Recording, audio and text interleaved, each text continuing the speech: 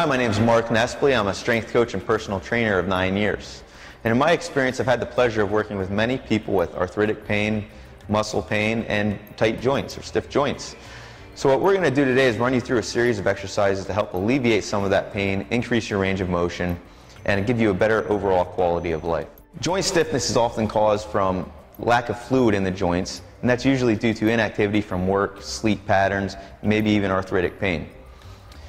So in the exercises we're going to show you today, I'm going to show you how to get that fresh fluid back into your joints and activate the muscle and joint before proper exercise. Now when we're doing these, don't worry about sets and reps. Listen to what your body's telling you and be in tune with when you're ready to go. We're going to start today with some neck rolls, and for the purpose of this video, we're going to do 10 reps of each exercise. Matt and Kelly here are going to do each exercise, and when there's an advanced version, we'll go over to Matt to show you how to do just that. When we're doing these neck rolls, you're going to retract your shoulders by pulling them down and back. You can see Kelly here, her shoulders are down and away from her ears. In this position, she's going to slowly rotate her neck in a circular fashion all the way around. 5 times to the left, and then 5 times to the right. Now typically when you're doing these exercises, I wouldn't pay too much attention to sets and reps. You just want to listen to what your body's telling you. Once it feels like you're warmed up, then you're ready to move on. For the purpose of this video though, we're going to stick between a 5 and 10 rep range. Good, moving on to the next exercise, we're going to do shoulder circles. So this is going to put some lubrication back into your shoulder joint and prepare that part of your body for exercise. Kelly's going to start by taking her right arm and rotating it out, thumb out away from her body, palm facing away. And she's going to pull her arm up behind her body, forward. Her thumb stays forward on downward through the motion until she gets back to that starting point where she rotates it back out again. And she's going to continue to come around in that fashion for 10 repetitions. Now the range of motion for each person may be a little bit different, so ease into this one slowly, and again, pay attention to what your body's telling you.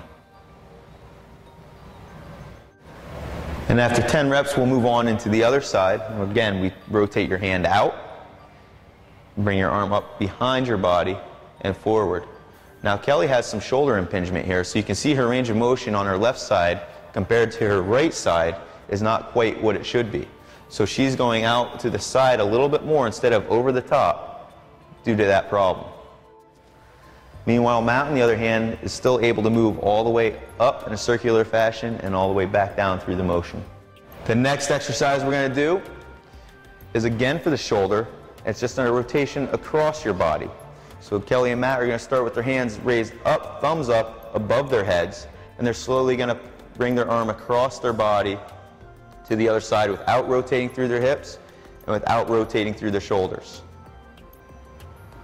They're going to do this 10 times on each side, and you'll be able to see again here when Kelly moves to her left side that impingement in her shoulder with the range of motion that she uses. Then let's go ahead and switch sides. Again, arm up, straight out above your head and across to your lower shoulder. And you can see here now Kelly's bending at her elbow a little bit and rotating a little bit in her trunk because she doesn't have that range of motion. Meanwhile, Matt is all the way up above his head and coming all the way to his waist because of a wider range of motion and ability level. Good, on to the next exercise.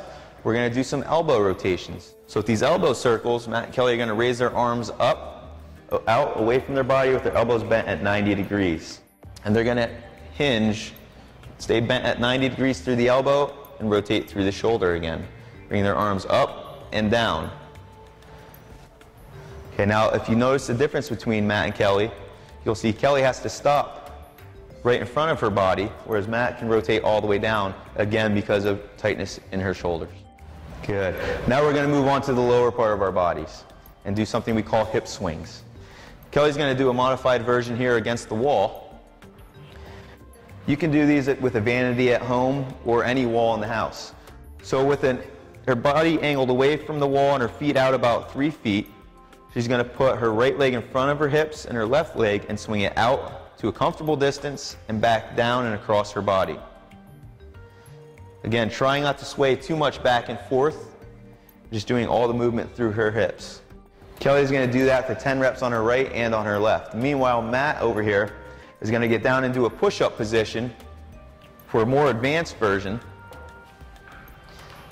And he's going to bring his knee underneath him on his right side and rotate, trying to keep his hips down toward the ground, stomach tight and activated, and rotate that right leg up and back under his hips.